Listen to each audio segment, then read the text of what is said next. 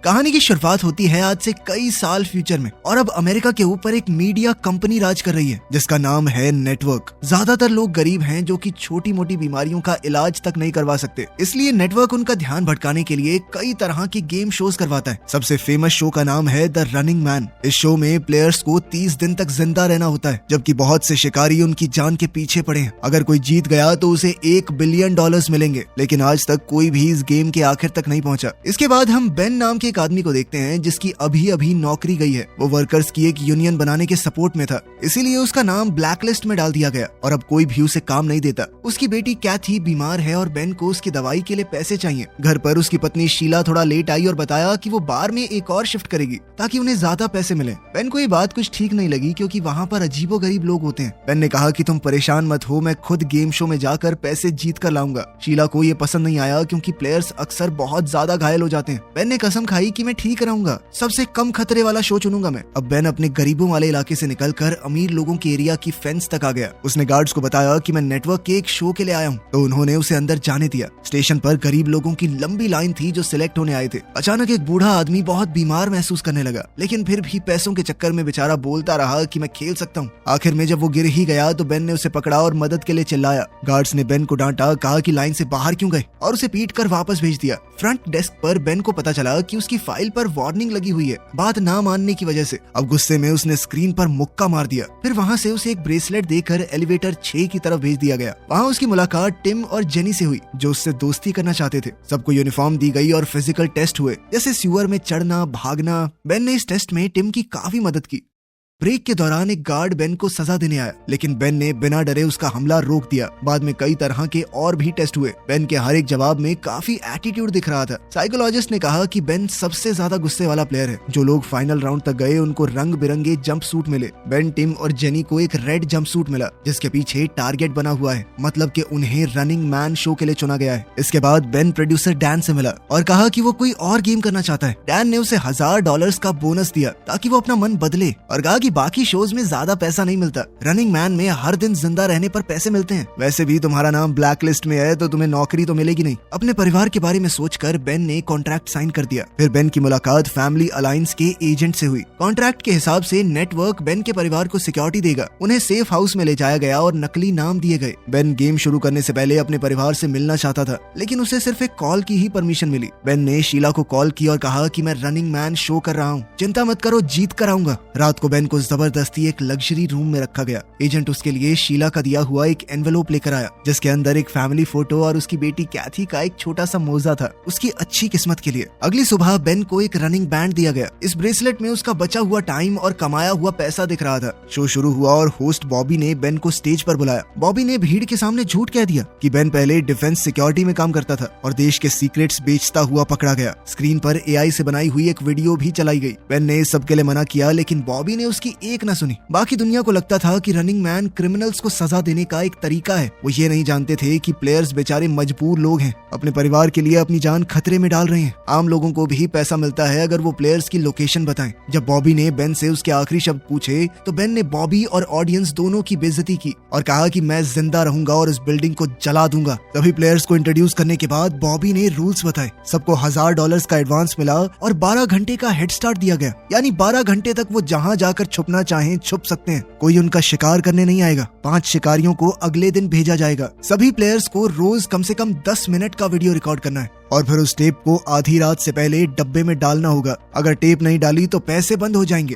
लेकिन उनका शिकार चालू रहेगा। फिर तीनों प्लेयर्स को अलग अलग एलिवेटर से एक अंधेरे कमरे में भेजा गया। वहाँ बेन को कैमरा, थोड़े पैसे और नॉर्मल कपड़े मिले। बेन ने कपड़े बदले और बिल्डिंग से बाहर निकल गया। उसने जल्दी से एक टैक्सी ली। ड्राइवर ने उसे पहचान लिया और सेल्फी मांगी। बेन ने जब मना किया तो ड्राइवर गुस्सा हो गया। उसने कहा कि लोगों से अच्छा बर्ताव करो वरना तुम्हारी लोकेशन रिपोर्ट कर देंगे, वैसे भी पैसे मिलते हैं उस चीज के। जल्द ही बेन गाड़ी से उतर गया और भागना शुरू किया। आखिर में बेन एक खाली बिल्डिंग में पहुंचा जहां उसका पुराना दोस्त मॉली रहता था जो ब्लैक मार्केट के लिए चीजें बनाता है। बेन ने उससे 2 फेक ID और एक गन मांगी। मॉली इस बात पर बहुत गुस्सा हुआ क्योंकि बेन अभी गेम का हिस्सा है, लोग उसे ढूंढ रहे हैं। क्यों आए हो मेरे पास? मेरे बिजनेस को खतरे में डालना है क्या? थोड़ी बहसबाजी के बाद और कैथी के बारे में सुनकर मॉली ने मदद कर दी। बेन ने अपना हुलिया बदला और उसी तरह की फेक आईडी ले ली। मॉली ने उसका सामान भी सूटकेस में रखा ताकि वो एक बिजनेसमैन लगे। मॉली ने अपने दोस्त को समझाया कि गरीब इलाकों से दूर रहना, क्योंकि गरीब लोग पैसों के चक्कर में तेरी रिपोर्ट कर देंगे। ऐसी जगह पर जाइयो जहाँ पे ज्यादा लोग हों। मॉली ने यह भी कहा कि अगर इतनी दिक्कत थी तो बता देता, मैं तुझे अपना असिस्टेंट रख लेता, लेकिन अब अगर तुझे जिंदा रहना है तो गेम जीतनी होगी।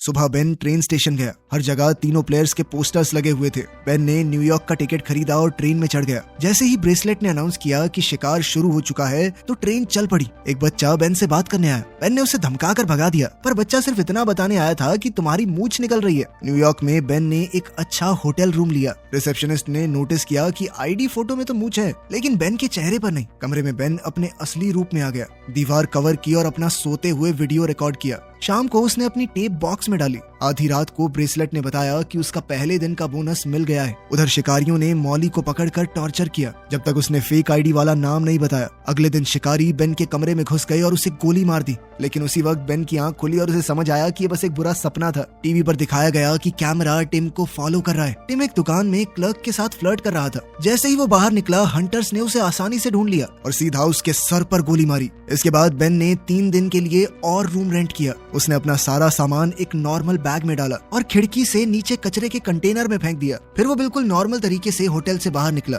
अपना बैग उठाया और बॉस्टन जाने के लिए बस पकड़ ली। बॉस्टन में उसने एक गरीब आदमी से कुछ पुराने कपड़े और हॉस्टल के कमरे की चाबी खरीद ली। बेन चुपके से हॉस्टल के अंदर घुस गया और लिफ्ट में चढ़ गया। उसने ये नहीं देखा कि लिफ्ट के ऊपर आउट ऑफ सर्विस का साइन लगा हुआ था। लिफ्ट बीच में ही अटक गई दूसरे फ्लोर से पहले। बेन को अब जैसे तैसे बाहर निकलकर तीसरे फ्लोर तक पहुंचना पड़ा, जहां उसका कमरा है। कमरे की अलमारी के डब्बे में उसे एक च्युइंगम, सिगरेट और एक ग्रेनेड मिला। उसने अपना वीडियो रिकॉर्ड किया और ब्रेसलेट ने उसे याद दिलाया कि टेप बॉक्स में डालनी है, लेकिन बॉक्स के पास बहुत लोग खड़े थे।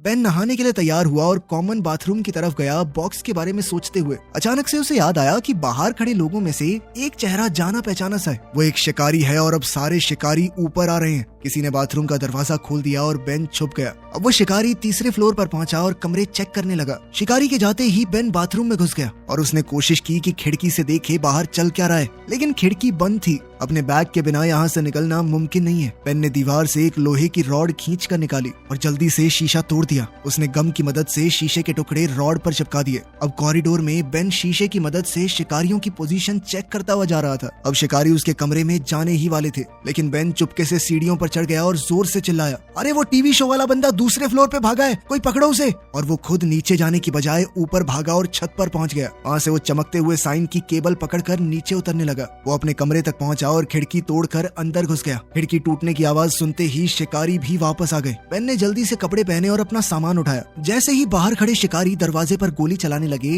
बेन खिड़की से कूद गया और दूसरी केबल पकड़ ली। साइन अचानक झुकने लगा। तभी बेन ने देखा कि नीचे एक शिकारी उसके गिरने का इंतजार कर रहा है। बेन के पास अब कोई रास्ता नहीं है, इसीलिए वो पास के एक कमरे की खिड़की तोड़कर अंदर घुस गया। नेटवर्क का ड्रोन अभी भी उसे फॉलो कर रहा था। बेन ने कॉरिडोर में भागना शुरू कर दिया और शिकारी उस पर गोली चला रहे थे। जल्द ही बेन लिफ्ट तक पहुंचा, ड्रोन को पकड़ा और लिफ्ट के कंट्रोल पैनल पर जोर से दे मारा। रिकॉर्डिंग बंद हो गई और लिफ्ट दोबारा काम करने लगी। लॉबी में एक शिकारी ने उस पर हमला कर दिया। बेन ने तुरंत ग्रेनेड उठाया और छत के होल से ऊपर फेंक दिया। इससे जबरदस्त धमाका हुआ और लिफ्ट सीधा बेसमेंट में गिर गई। अब बेन के पास सिर्फ एक माचिस बची है। ज्यादा रोशनी के लिए उसने एक मैगजीन जला दी। चलते चलते गलती से एक रस्सी जल गई और आग और ज्यादा फैल गई। अब शिकारी कॉरिडोर में थे, इसलिए बेन ने फर्नीचर खींचकर दरवाजा ब्लॉक कर दिया और चूहों के पीछे सीवर में चला गया। अब शिकारियों ने अंधाधुंध गोलियां चलाई और एक गैस पाइप पर लग गई। इसके बाद बेसमेंट में जबरदस्त धमाका हुआ। आग टनल में भी आ गई, इसलिए बेन को सीवर के पानी में कूदना पड़ा। पूरी बिल्डिंग ब्लास्ट में उड़ गई। बेन जब सड़क पर निकला तो उसे स्टेसी नाम का लड़का मिला। बेन ने उसे धमकी दी कि अगर किसी को बताया तो तू बचेगा नहीं, पर स्टेसी ने कहा कि मैं तो तुम्हारी मदद करना चाहता हूँ। बेन ने ब्रेसलेट चेक किया तो उसे पता चला कि ब्लास्ट में बहुत सारे लोग मरे, जिस वजह से उसे पैसा भी बहुत सारा मिला है।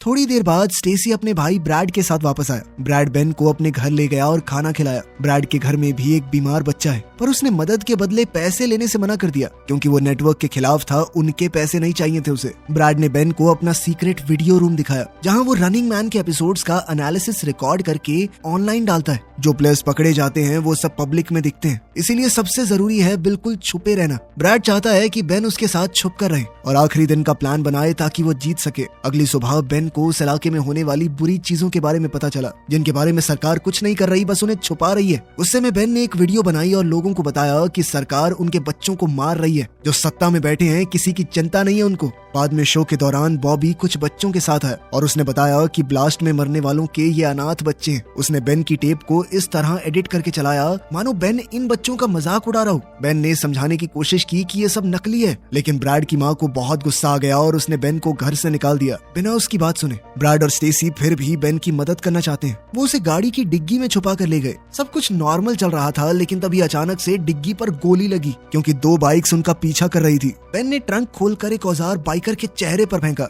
जो कि वहीं गिर पड़ा। दूसरे बाइकर्स अभी भी गोली चला रहे थे। बेन फिर से ट्रंक में छुप गया और ब्रैड ने गाड़ी रोक दी। बाइकर्स टाइम पर नहीं रुक पाए और गाड़ी से टकरा गए। अब ब्रैड ने गाड़ी चलाकर दोनों को कुचल दिया। इसके बाद ब्रैड ने बेन को शहर के बाहर छोड़ दिया, साथ ही उसे एक बंदूक और अपने दोस्त एल्टॉन का एड्रेस दिया। थोड़े ट्रेन के सफर के बाद बेन अब एक और होटल में छुपा है और उसने टीवी पर अपनी नई टेप देखी। उसे पता है कि नेटवर्क वैसे भी सब कुछ एडिट कर देगा, इसीलिए उसने सिर्फ किताब पढ़ते हुए अपनी वीडियो बनाई। बॉबी ने जेनी की टेप भी दिखाई, जिसमें वो क्लब में पार्टी करती हुई दिखाई दी। अपना भेस बदल कर बेन आज की टेप को बॉक्स में डालने गया, लेकिन वहाँ पर मेल मैन खड़ा था जो उस पर शक करने लगा। उसने बेन के चेहरे के पास आकर बात करने के बहाने वीडियो रिकॉर्ड कर लिया। बेन उस पर झपट पड़ा और हमला कर दिया। फिर टेप जल्दी से बक्से में डालकर बेन भाग गया, लेकिन अभी भी एक गाड़ी उसका पीछा कर रही थी। बेन ने जंगल से भागते हुए फेंस पार की और जल्दी से चलती हुई ट्रेन में चढ़ गया। मेलमैन ने गोली चलाई, लेकिन बेन किसी तरह बच गया। कुछ देर बाद हम बेन को एक लंगड़े आदमी का नाटक करते हुए देखते हैं। वो लंगड़ा कर सड़क पर शो देख रहे लोगों के ग्रुप में खड़ा हो गया। उधर जेनी एक कसिनो में पकड़ी गई। वो कार से भागने वाली थी, लेकिन 2 लोगों ने उसकी गाड़ी में आग लगा दी और वो मर गई। कुछ देर बाद बेन आखिरकार एल्टॉन से मिला। एल्टॉन अपनी माँ के साथ रहता है। उसने बताया कि माँ की दिमागी हालत ठीक नहीं है, इसीलिए उनके ऊपर ज्यादा ध्यान मत देना। एल्टॉन बेन को अपने खुफिया कमरे में ले गया,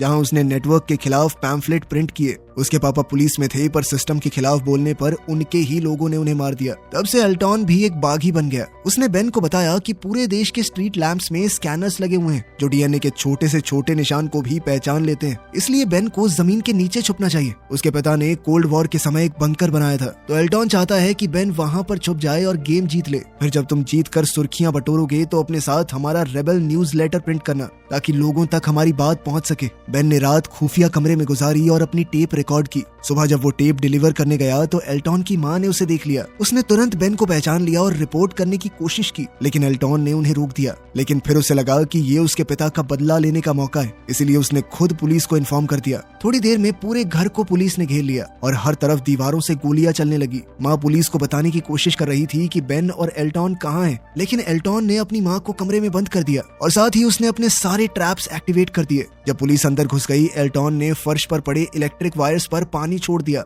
जिससे कुछ पुलिस वालों को बहुत तगड़ा करंट लगा। फिर एल्टॉन और बेन सीक्रेट कमरे की दीवार तोड़कर भाग गए। जब पुलिस ने उनका पीछा किया तो एल्टॉन के बिछाए हुए जाल की वजह से पुलिस वालों के ऊपर कुछ केमिकल्स फेंक दिए गए और साथ ही आग लग गई। सीढ़ियों पर एक और जाल बिछा हुआ था, जिससे लकड़ी टूट गई और पुलिस वाले नीचे गिरने लगे। फिर एल्टॉन बेन को बाथरूम ले गया और दोनों शावर के अंदर लगे हुए पोल से स्लाइड करके नीचे आ गए। अगले कमरे में एल्टॉन ने फर्श पर एक सीक्रेट दरवाजा दिखाया और दोनों जल्दी से एक टनल में नीचे उतरे, लेकिन वहाँ एक शिकारी पहले से मौजूद था और उसने एल्टॉन को चाकू मार दिया। फिर वो बेन पर हमला करने लगा। लड़ाई हुई और बेन के हाथ पर कट लग गया, लेकिन उसने दुश्मन से हथियार छीन लिया। एल्टॉन ने चाकू पकड़कर शिकारी के पैर पर वार किया, जिससे वो गिर पड़ा। तब शिकारी को डैन का कॉल आया, जो बेन से बात करना चाहता है। बेन ने पूछा कि तुम्हारे पास इतनी टेक्नोलॉजी है तो पूरा शो फेक क्यों नहीं कर देते। डैन ने बताया कि तुझे क्या लगता है, हमने कोशिश नहीं की, लेकिन कंप्यूटर से बने लोग असली लोगों जितने एंटरटेनिंग नहीं होते। उनकी अलग अलग पर्सनैलिटी नहीं होती। फिर डैन ने बेन से कहा कि शिकारी को मार दे ताकि ड्रोन उसे रिकॉर्ड करे और रेटिंग बढ़े। बेन ने इस बात से मना कर दिया और सीधा ड्रोन को ही गोली मार दी। इसके बाद एल्टॉन और बेन एक गाड़ी के साथ दरवाजा तोड़कर बाहर निकले। वो जंगल की तरफ पहुंच गए, लेकिन एक हेलीकॉप्टर उनका पीछा कर रहा था। एल्टॉन ने बेन से कहा कि मुझे छोड़कर भाग जाओ और जल्दी से शेल्टर तक पहुंचो, लेकिन तभी अचानक हेलीकॉप्टर से स्नाइपर ने एल्टॉन के सर पर गोली दाग दी। 2 शिकारियों ने बेन को घेर लिया, लेकिन उन्हें गोली चलाने की परमिशन नहीं थी, क्योंकि ऑर्डर ये है कि उसे जिंदा पकड़कर कैमरा के सामने मारना है। गाड़ी में बम लगे हुए थे, तो बेन ब्रिज पर गाड़ी चलाकर कूद गया। गाड़ी एक शिकारी से टकराकर ब्लास्ट हो गई। बेन नदी में गिर गया और ब्रेसलेट में एक और शिकारी को मारने का बड़ा बोनस मिला। गाँव और खेतों के बीच से होते हुए बेन बंकर की जगह पहुंचा, लेकिन पता चला कि सरकार ने वहां पर नया शहर बनाने के चक्कर में बंकर तोड़ दिया था। बेन ने खाली घर में रात गुजारी और उसे अपने परिवार का सपना आया, जिसने उसे अपनी गेम को कंटिन्यू करने की ताकत दी। जब पुलिस उस घर तक पहुंची तो उन्हें बेन की नई टेप मिली और साथ ही एक मैसेज भी कि इसे मेल कर देना। सड़क पर बेन ने जो पहली गाड़ी देखी उसका शीशा तोड़कर वो अंदर घुस गया। उसने ड्राइविंग सीट पर बैठी एमिलिया नाम की लड़की को धमकी दी कि जल्दी से गाड़ी चलाओ। वहीं ड्रोन्स और पुलिस उनका पीछा कर रहे थे। बहुत सी गाड़ियों से बचने के बाद एमिलिया अचानक से उल्टे रोड पर मुड़ गई, जिससे वो थोड़ी देर के लिए बच गए। सफर के दौरान एमिलिया बेन को गालियां दे रही थी, एक नंबर के घटिया आदमी हो तुम। लेकिन फिर बेन ने उसे अपने परिवार की फोटो दिखाई और बताया कि कैसे नेटवर्क फेक वीडियोस का इस्तेमाल करता है हमारी सच्चाई छुपाने के लिए। अचानक से गाड़ी का एआई हैक हो गया और वो साइड में लग गई। दो शिकारी अपने ट्रक में बेन को पकड़ने के लिए आए, लेकिन एक ड्रोन ने उन पर फायरिंग की और उनका ट्रक भी ब्लास्ट हो गया। इसका मतलब था कि डैन बेन को जिंदा रखना चाहता है ताकि शो और ज्यादा दिलचस्प हो जाए। टीवी पर एक फेक वीडियो दिखाया गया जिसमें एमिलिया मदद के लिए चिल्ला रही है। अब एमिलिया बेन की बात समझ गई। दोनों आगे बढ़े और सड़क के किनारे लोग उनका सपोर्ट करते हुए दिखे। आखिर में उन्हें रोड ब्लॉक मिला जहां शिकारी लीडर खड़ा था। बहुत से ड्रोन्स रिकॉर्ड कर रहे थे तो बेन ने ऐसा नाटक किया कि मेरे पास बम है और वो नेशनल टीवी पर सभी सिविलियंस को मार देगा। उसने प्लेन और 2 पैराशूट मांगे और वहीं शिकारी को डील मान लेने का ऑर्डर मिला। एयरपोर्ट पर बेन ने एमिलिया से कहा कि तुम चाहो तो जा सकती हो, लेकिन एमिलिया ने मना कर दिया क्योंकि वो सच देख चुकी है। प्लेन में बेन ने शिकारियों के लीडर से मास्क हटाने को कहा। उसने एक बार को तो मना कर दिया, लेकिन जब डैन ने ऑर्डर दिए तो उसे मास्क हटाना पड़ा और कैमरा ने इवान के चेहरे को रिकॉर्ड किया। बेन समझ गया था कि ये पायलट्स भी आम तो नहीं होंगे, ये भी उसे मारना ही चाहते हैं। उसने कहा कि इस प्लेन को कनाडा ले चलो वरना उड़ा दूंगा इस प्लेन को। फ्लाइट के दौरान बेन ने इवान को बहुत सी बुरी भली चीजें कही कि तुम मासूम लोगों को मारते हो, शर्म नहीं आती तुम्हें। दोनों लड़ने वाले थे तभी एमिलिया बम के डर का ड्रामा करने लगी। तब स्क्रीन पर डैन आया और बताया कि प्लेन स्कैन हो चुका है, कोई बम नहीं है, हमें पता है। अब इवान बेन पर गोली चलाने ही वाला था, लेकिन तभी पायलट्स ने उस पर बंदूक तान दी। डैन ने इवान को डांटा क्योंकि वो बेन को एक बढ़िया तरीके से मारना चाहता है। फिर डैन ने अकेले में बेन को एक डील दी, अगर बेन इवान और सभी पायलट्स को मार दे तो वो नया शिकारी बन सकता है और हर साल उसे करोड़ों रुपए मिलेंगे। लेकिन बेन ने मना कर दिया। तब डैन ने उसे एक वीडियो दिखाई जिसमें उसकी पत्नी शीला और बेटी कैथी को शिकारियों ने मार दिया था। ये देखकर बेन पागल सा हो गया, वो चीख पड़ा और गुस्से में लैपटॉप तोड़ दिया। एमिलिया ने अपनी स्क्रीन ऑन की और देखा कि बॉबी बेन के परिवार की क्लिप दिखा रहा है। वो बोल रहा था कि शिकारियों ने उससे चिढ़कर सारे रूल तोड़ दिए, उसके परिवार को मार दिया। अब पूरी ऑडियंस बेन के साथ थी। एक पायलट ने समझकर बंदूक उठाई, लेकिन बेन ने पहले ही उसे गोली मार दी और उसे शील्ड की तरह इस्तेमाल किया जब दूसरा पायलट उस पर गोलियां चला रहा था। लड़ाई छिड़ गई और अब बेन पागलों की तरह सबको मारने लगा। इस सब में प्लेन भी थोड़ा आउट ऑफ कंट्रोल हो गया और नीचे गिरने लगा। बहुत कोशिशों के बाद बेन ने बंदूक वापस ली और शिकारी के सर में गोली दाग दी। नेटवर्क वालों ने प्लेन का कंट्रोल भी अपने हाथ में ले लिया और वो फिर से सीधा उड़ने लगा। बाद में बेन ने इवान को ढूंढा जो एक हैच में छुपा हुआ था। उसने भी अचानक से हमला बोल दिया। दोबारा लड़ाई छिड़ गई। बेन ने गुस्से में इवान का सर एक शीशे पर दे मारा। इवान ने टूटे हुए शीशे का टुकड़ा लेकर बेन के पेट में मार दिया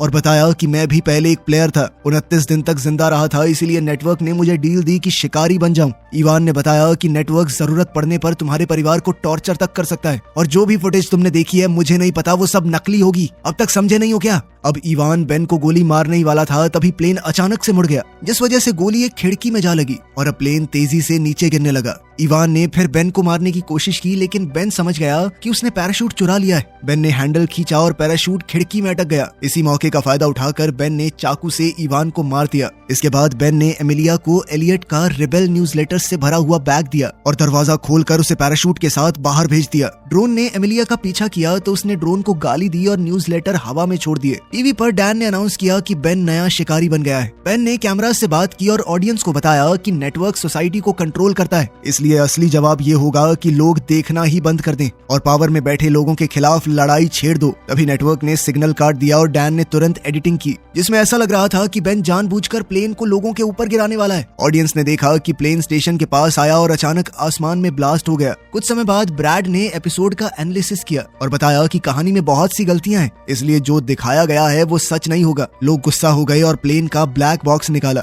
जिससे असली वीडियो ऑनलाइन लीक हो गई। बेन की स्पीच और एलियट के न्यूज़लेटर की वजह से सोसाइटी ने रेवोल्यूशन को सपोर्ट किया और अब लोग नेटवर्क के पीछे पड़ गए। ब्रैड ने ये भी देखा कि प्लेन में ऑटो इजेक्ट सीट मिसिंग है, इसीलिए हो सकता है कि बेन अभी भी जिंदा हो। तभी हम मार्केट में शीला और कैथी को देखते हैं, जो बिल्कुल ठीक हैं और थोड़ा सामान खरीद रही हैं। बेन के कमाए पैसों से उनकी जिंदगी आरामदायक चल रही थी। बाहर निकलते ही दोनों चौंक गए जब बेन बाहर उनका इंतजार कर रहा था। उधर टीवी स्टेशन पर होस्ट बॉबी गुस्से भरी भीड़ से डर गया और उसने नौकरी छोड़ दी। डैन स्टेज पर गया तो लोगों ने उस पर बम फेंकने शुरू कर दिए। रेबेल्स ने बिल्डिंग पर कब्जा कर दिया और हर जगह तोड़-फोड़ होने लगी। प्रोड्यूसर डैन ने भागने की कोशिश की लेकिन एक केबल में उलझकर गिर गया। आग के बीच से बेन बाहर आया और डैन के सीधा सर में गोली मारी, इस पूरे करप्ट सिस्टम को खत्म करने के लिए। वीडियो पसंद आई तो लाइक कर देना, चैनल को सब्सक्राइब कर लेना। मिलते हैं अगली वीडियो में।